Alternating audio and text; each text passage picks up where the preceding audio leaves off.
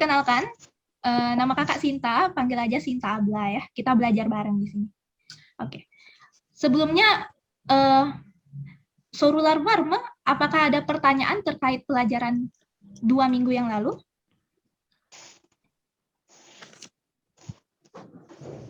Nggak ada. Kalau nggak ada, kita masuk ke pelajaran hari ini. Kita belajar tentang isim, sifat, sama fi'il. Jadi kita belajar tentang isim itu kata benda, gitu ya. Sifat itu kata sifat, fi'il kata kerja. Nah, sekarang kita belajar terkait kata benda atau isim. Ada beberapa kata benda, ya ini vocab aja ya, kosakata aja. Nah, misalnya contoh nih, kakak ambil di sini. Ada cicek. Cicek apa? Bunga. Kemudian ada gözlük. Gözlük artinya kacamata, gitu ya. Iya. Ini kan kata benda ya. Jadi ada banyak kata benda di dalam bahasa Turki ya, di dalam bahasa Indonesia juga. Mungkin teman-teman bisa lihat kamus aja nanti dan mencoba untuk setiap harinya menghafalkan setidaknya 10 kosakata gitu ya. Supaya bahasa Turkinya juga lebih lancar. Kemudian, nah yang kita mau pelajari di sini, ini kan kosakata aja ya. Nah, gimana cara kita bilang kepunyaan di dalam bahasa Turki? Kalau kepunyaan itu di bahasa Turki dikenal dengan ini, iyelik ekleri atau possessive suffix. Dilbilgisinya, dilbilgisi ini tata bahasa, artinya kita akan belajar tentang iyelik ekleri atau kepunyaan. Nah, contoh yang paling umum, yang paling sering kita dengarkan, nama ya. Benim Adem. Benim Adem artinya nama saya, ya kan? Atau namaku. Benim Adem. Nah, ad itu sendiri artinya kan nama. Ad itu artinya nama. Tapi gimana cara kita mau bilang namaku, nama kamu, nama dia, gitu kan ya? Nama kami, nama kita, gitu misalnya. Atau nama kalian, atau nama mereka. Gimana cara bilangnya di dalam bahasa Turki? Nah, sebelumnya kita belajarin dulu subjek ya. Pertemuan 2 minggu yang lalu kita belum belajar terkait subjek. Subjek di bahasa Turki ada 6, dan bahasa Turki ini bukan bahasa yang membedakan antara laki-laki dengan perempuan. Misalnya kalau di bahasa Arab atau bahasa Jerman, mungkin bahasa Inggris juga, itu kan ada perbedaan antara laki-laki dengan perempuan. Misalnya di O, kalau di bahasa Inggris, he sama she, gitu ya, untuk dia laki-laki atau dia perempuan. Tapi syukurnya di dalam bahasa Turki, dia tidak membedakan gender. Jadi kita udah bahas sebelumnya, mungkin teman-teman bisa lihat di video sebelumnya, di bahasa Turki tidak membedakan antara laki-laki dengan perempuan, sama seperti di bahasa Indonesia. Jadi di sini dia atau O itu berlaku untuk perempuan atau laki-laki gitu ya. Nah, di dalam bahasa Turki ada 6 subjek. Yang pertama itu ben. Ben apa artinya? Saya ya. Sen. Anda atau kamu. Iya. Kamu. Ben ini saya. Kalau sen ini kamu ya, kamu. Kalau misalnya O ini dia. Biz, kami atau kita. Siz, di dalam bahasa Turki siz itu bisa kalian, bisa Anda. Ya. Jadi sebentar ya. Ini kok agak ribut. Maaf ya. Nah, kalau ben itu saya, sen kamu, o dia, biz kami atau kita, siz kalian atau Anda. Di dalam bahasa Turki untuk siz itu bisa kalian yang jamak atau Anda yang tunggal, gitu ya. Mereka menggunakan siz. Terus ada onlar. Onlar artinya mereka. Ya, jadi ini subjek di dalam bahasa Turki atau sahih damileri atau subjek di dalam bahasa Turki. Nah, gimana kalau kita mau bilang saya punya, misalnya nama saya, berarti kan kepunyaan ya. Gimana cara bilang untuk kepunyaan? Nah, kalau untuk kepunyaan, dia menggunakan ini, yang bagian ini, yang kolom kedua ini. Benim artinya punya saya, senin punya kamu, onun punya dia, bizim punya kami, sizin punya kalian, onların punya mereka gitu.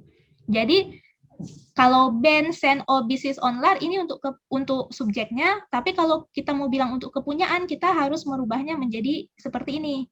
Benim, senin, onun, bizim, sizin sama onların gitu ya. Misalnya ambil contoh nih, At itu nama. Kalau misalnya kakak mau bilang nama saya, berarti kan nama itu kepunyaan ya. Bendanya nama. Punya saya, nama saya. Berarti kakak bilangnya gimana? Benim adem. Nah, di dalam bahasa Turki mereka ada penambahan di akhirnya ini. Ada penambahan sufiksnya. Bergantung sama subjeknya apa. Jadi misalnya untuk benim ini kan berarti punya saya. Di sini ada penambahan Contoh di sini ya, kakak tuliskan.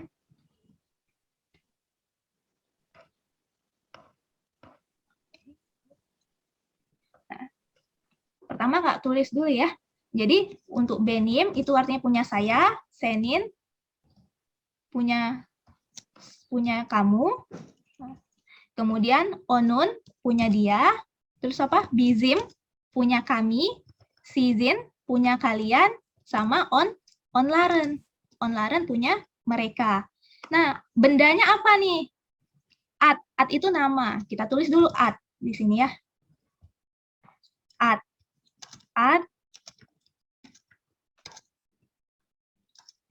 Nah, tapi di dalam bahasa Turki kita nggak kalau di bahasa Indonesia kan langsung aja ya nama saya, namanya nggak berubah mau subjeknya berubah. Misalnya nama saya, nama kamu, nama dia, namanya kan nggak berubah. Tapi kalau di dalam bahasa Turki mereka ada sedikit perubahan di akhirnya, jadi tergantung sama subjeknya siapa. Nah, kalau untuk benim di sini penambahannya adem, harus ada tambahan jadi adem. Kenapa Kenapa nggak adim, adum, adom? Kenapa harus Karena kita lihat vokal terakhirnya di sini. Di sini huruf vokalnya itu apa? A. Kalau A, masih ingat yang alfabet kemarin kita pelajari alfabet, dia dikategorikan seperti ini, termasuk yang dus dan kalen. Jadi kalau A, dia temannya harus dengan E. Ini E ya. Jadi kalau A, temannya dengan E. Jadi adem gitu. Nggak boleh adim, nggak boleh. Adum nggak boleh. Karena dia punya harmoni. Makanya di dalam bahasa Turki dia vokalnya itu pakai harmoni. Jadi adem. Kalau untuk senin, untuk kamu, aden. Kalau untuk onun, untuk dia, ade. Gitu ya. Kalau untuk kami, ademes. Untuk kalian, adenes. Kalau untuk mereka, atlar. Gitu. Nah, karena sudah ada perubahan di setelah kata bendanya ini, setelah atnya ini, kita boleh nggak menggunakan benim lagi. Jadi benimnya boleh dihapus. Contoh ya, misalnya kakak mau bilang, nama saya Sinta. Kakak bilangnya kan berarti benim adem Sinta. Gitu ya, benim adem Sinta. Atau kakak cukup bilang adem Sinta. Boleh. Jadi benimnya kakak hilangkan. Jadi kakak cuma bilang adem Sinta, artinya nama saya Sinta. Kenapa boleh dihilangkan? Karena setelah at sudah ada penambahan yang berarti kepemilikan untuk saya. Gitu. Ya. Sampai sini ada pertanyaan dulu?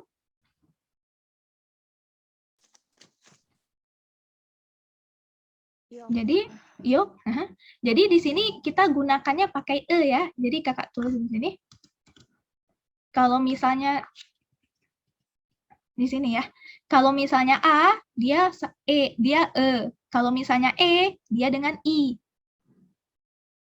Oke. Contoh yang lain ya, biar lebih jelas. Nah, contoh yang lain. Misalnya, canta. Canta apa arti canta? Tas. Tas. Ya.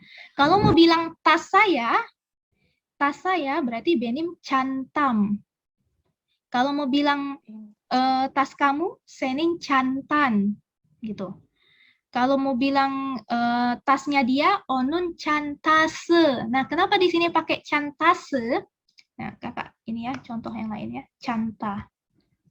Tulis. Kita pakai kata bendanya canta, yang berarti tas ya. Canta. Ini artinya tas. Nah, Kalau tadi kan at ya, at artinya nama. At ini yang berakhirnya dengan huruf konsonan. Jadi di sini kakak harus tambahkan huruf vokal dulu, baru dengan konsonan. Jadi adem gitu. Sedangkan sedangkan canta di sini berakhir dengan huruf vokal. Jadi kakak nggak perlu lagi tambahin huruf vokal, langsung kakak tambahkan huruf konsonan. Jadi cantam, artinya tasku. Ya, cantam. Boleh kalian bilang benim cantam, atau cukup kalian bilang cantam aja udah artinya tasku gitu. Kenapa? Karena kan di sini udah ada penambahan M di sini ya. Jadi benimnya gerek yok, jadi nggak butuh lagi gitu. Tapi kalau mau diperjelas nggak apa-apa, kita bilang benim cantam gitu. Nah, jadi di sini kakak cukup tambahkan M aja. Kenapa? Karena di sini berakhir dengan huruf vokal. Beda halnya dengan yang nama tadi. Kalau nama di sini kan berakhir dengan huruf konsonan. Jadi kakak tambahkan vokal di sini. Nah, penambahan vokalnya nggak sembarang. Mengikuti kaidah ini. Kalau dia vokal terakhirnya itu A, berarti dia penambahannya harus pakai E. Makanya jadi adem. Kenapa nggak boleh adam?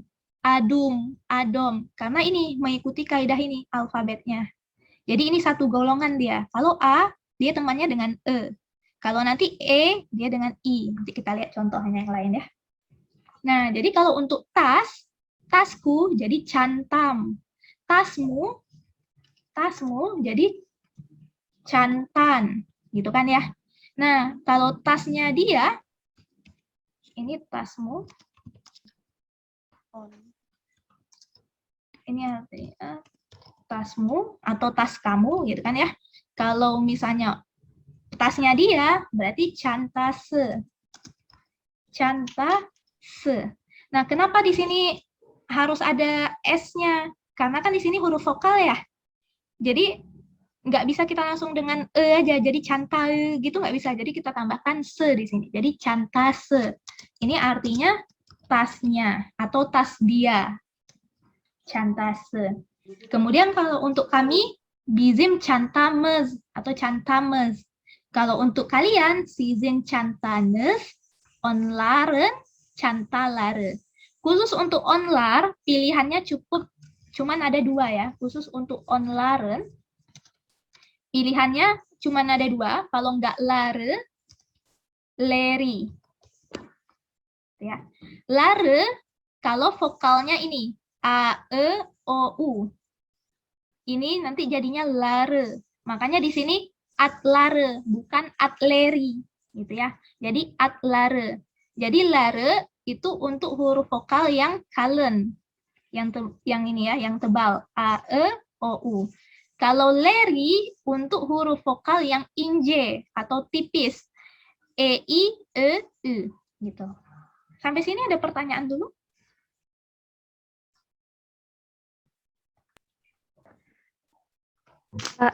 Kalau di Turki itu ada perbedaan atau enggak antara misalnya bahasa formalnya sama bahasa informalnya gitu, Kak?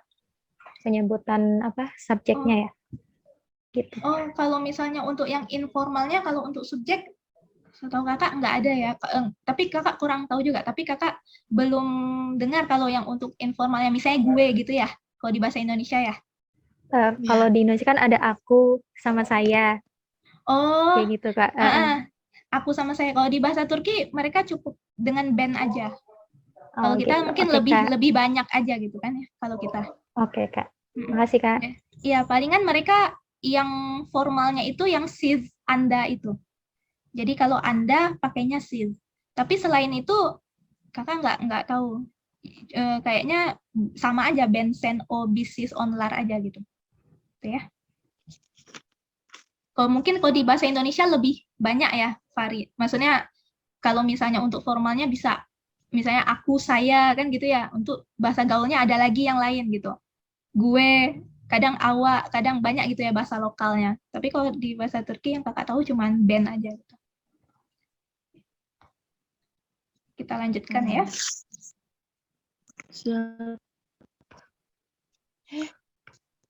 Nah, contoh lainnya apa nih? Misalnya baba. Baba apa arti baba? Ayah. Ayah.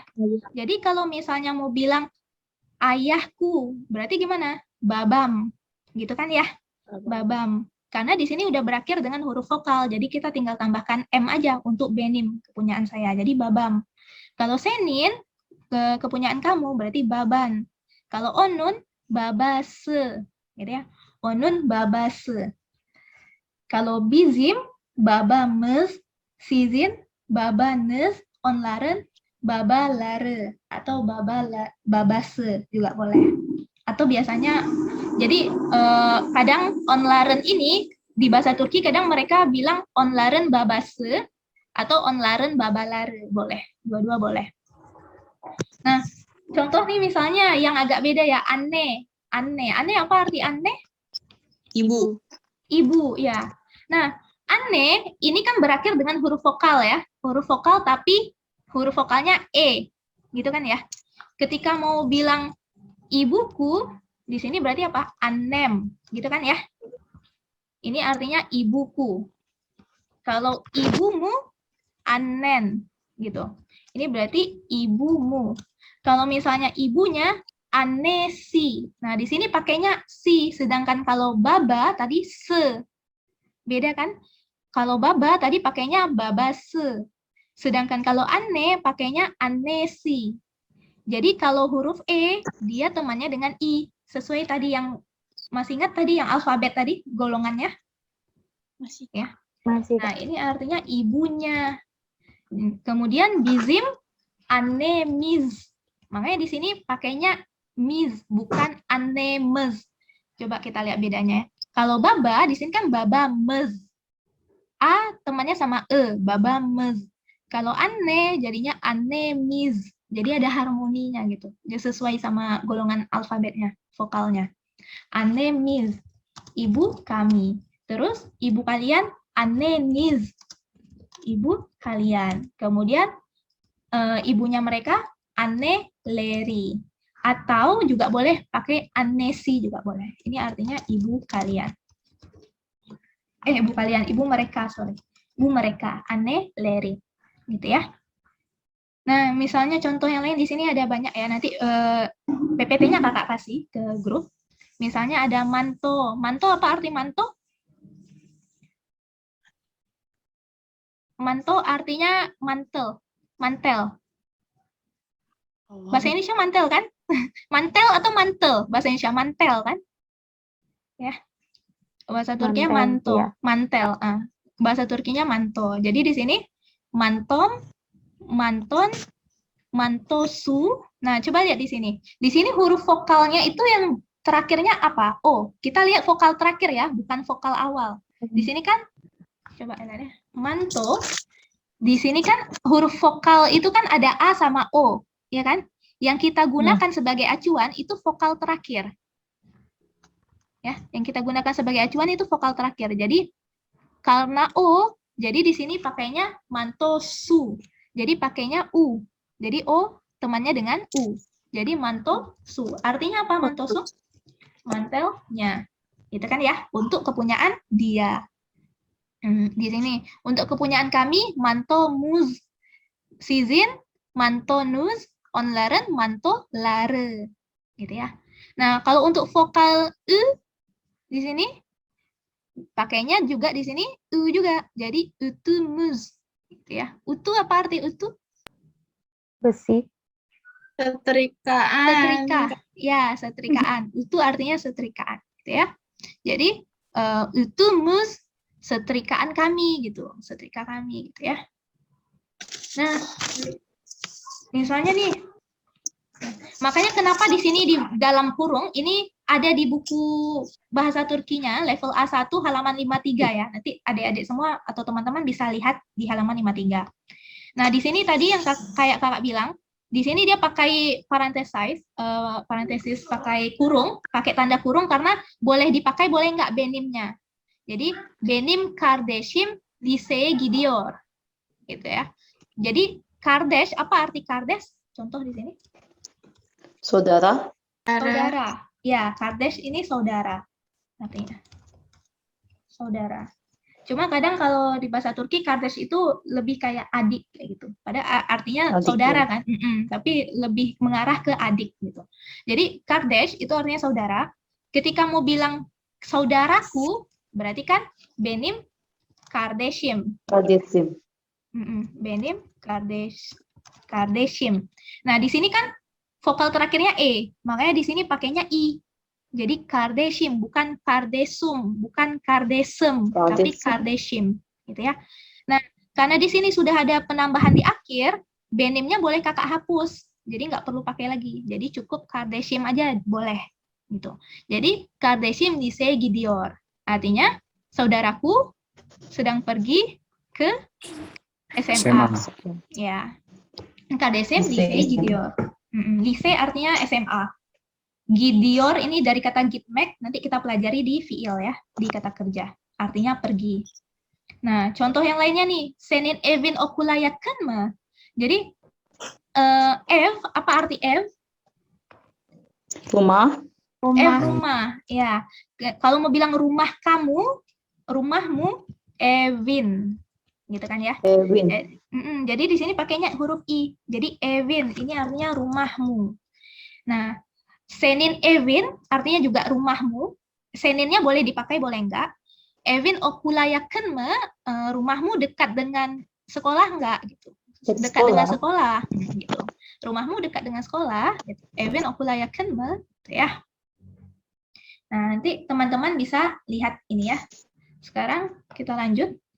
Nah, misalnya nih, ada beberapa kata yang dia itu terjadi sedikit perubahan. Contohnya di sini ada syehir.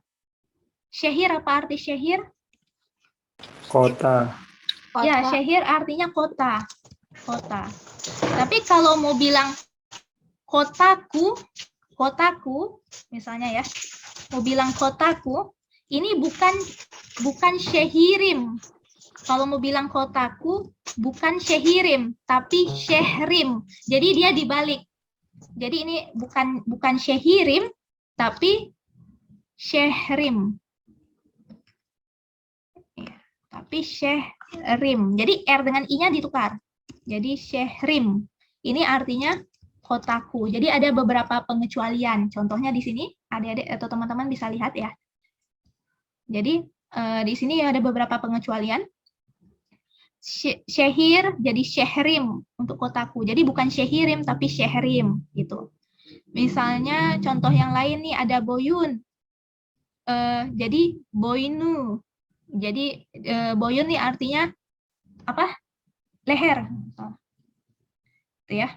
Contoh yang lainnya misalnya resim. Apa arti resim? Kepala. Resim gambar. Resim artinya gambar. Nah, kalau misalnya gambarku bukan resimim, tapi resmim.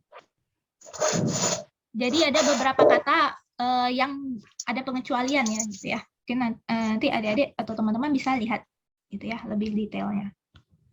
Oke.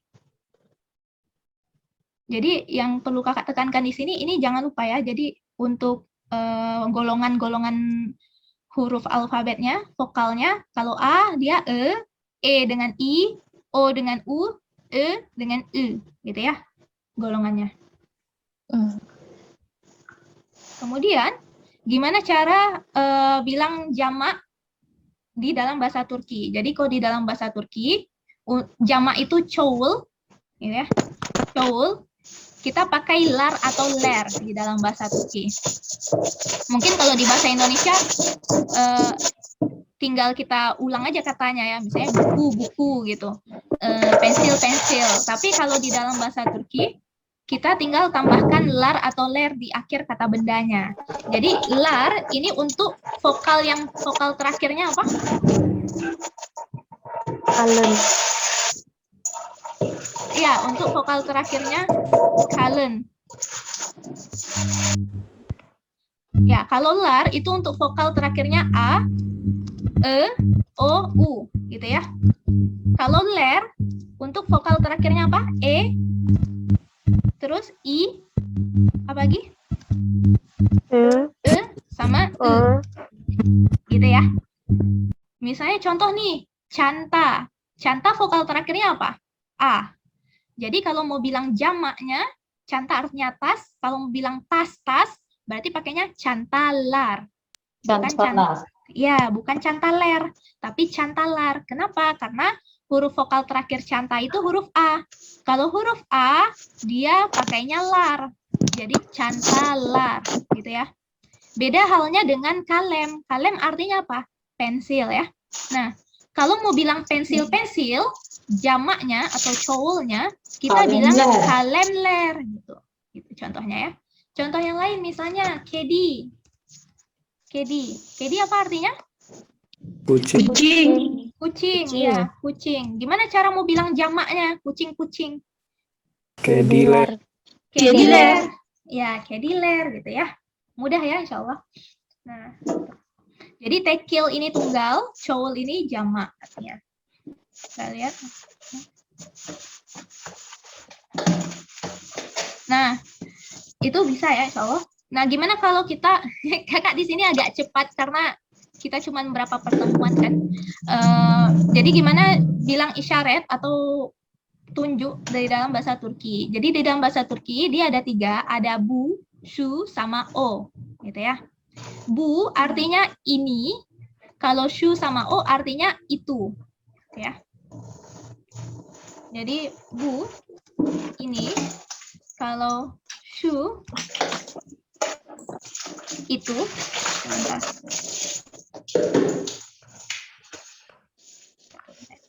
Jadi kalau bu ini, kemudian kalau shu itu, itunya tapi masih dalam bisa jarak kita dekat. jangkau, ya masih bisa kita jangkau gitu. Tapi kalau misalnya o, dia agak jauh. Jadi kalau o juga artinya itu, tapi dia jauh. Nah, o juga bisa berarti dia untuk manusia kan? O tadi subjek, masih ingat gitu ya. Nah, makanya di dalam bahasa Turki, misalnya bune, ne artinya apa? Bune artinya apa ini, gitu ya. Bune, terus ada shune, apa itu? One, apa itu? Tapi jaraknya agak lebih jauh, gitu kan ya. Kemudian di dalam bahasa Turki ada juga,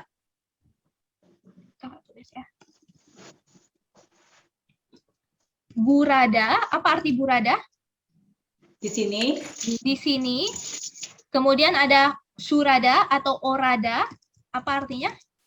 Di sana. Di sana. Ini. Ya, di sana. Kemudian, kalau di bahasa Indonesia ini di spasi ya. Kemudian ada buraya. Apa arti buraya? Ke sana. Ke Ke sini. sini. Ya, ke sini. Ada terus oraya. Apa arti oraya? Ke sana. Ke sana. Terus ada buradan. Apa arti buradan? Dari sini. Dari sini. Dari sini. Dari sini. Dari sini. Terus ada oradan. Dari sana. Nah, terus ada juga nih burase sama orase. Apa artinya? Burase sama orase. Di sini. Burase sama orase. Ya, artinya juga di sini burase, apa beda burada sama burase? Ada yang tahu? Beda burada sama burase.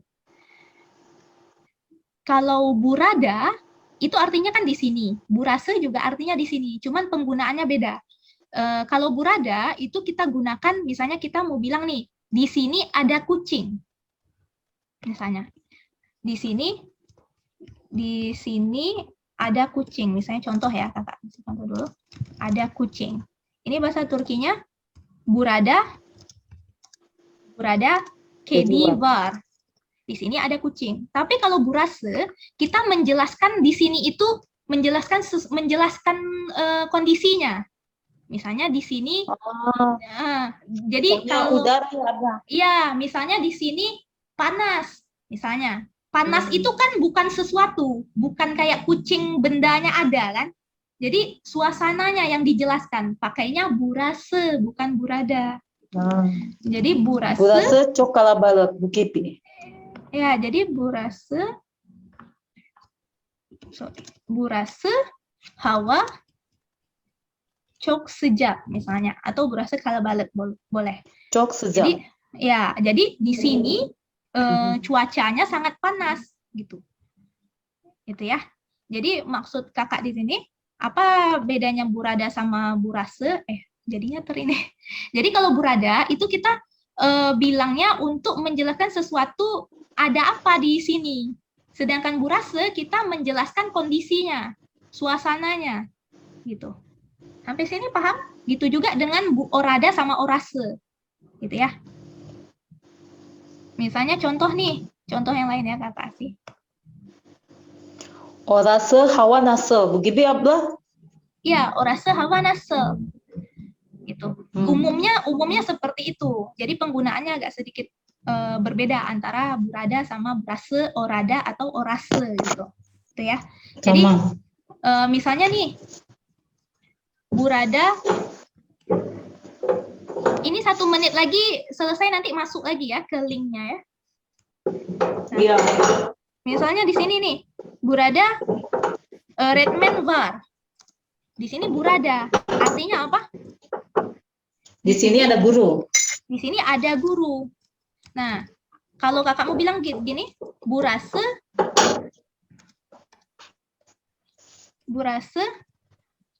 öğretmen çok iyi.